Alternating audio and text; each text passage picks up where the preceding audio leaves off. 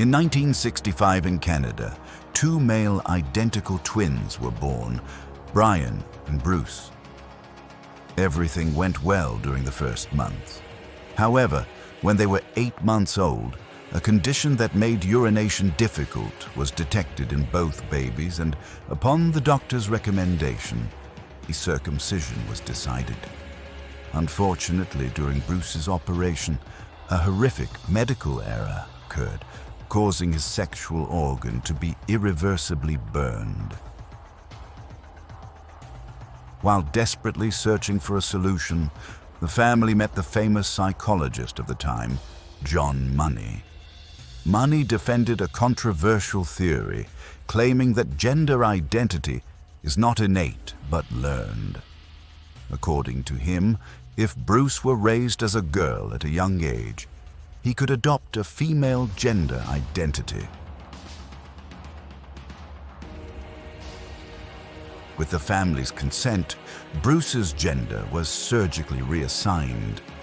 His name was changed to Brenda, and the fact that he had been born male was hidden from him. For years, hormone treatments were applied, and Brenda was raised as a girl. During this time, his twin brother Brian continued to live as a male. Money presented this situation to the world as a successful case supporting his theory. However, the reality was nothing like it appeared. Brenda never felt like a girl.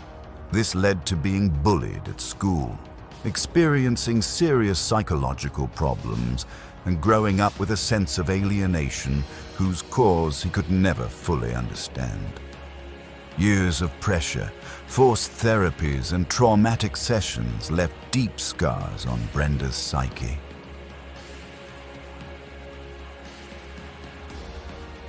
In 1980, the family revealed the truth to their children. When Brenda learned that he had actually been born male, he finally understood the reason for the confusion he had experienced throughout his life. He then decided, of his own free will, to transition back to a male identity. He changed his name to David Reimer and began testosterone treatment. As an adult, David got married, became a stepfather to his wife's children, and for a while managed to hold on to life. At the same time, he fought to prevent similar mistakes from being repeated by sharing his experiences with the public. During this period, he worked with sexologist Milton Diamond, seriously challenging the scientific validity of John Money's theories.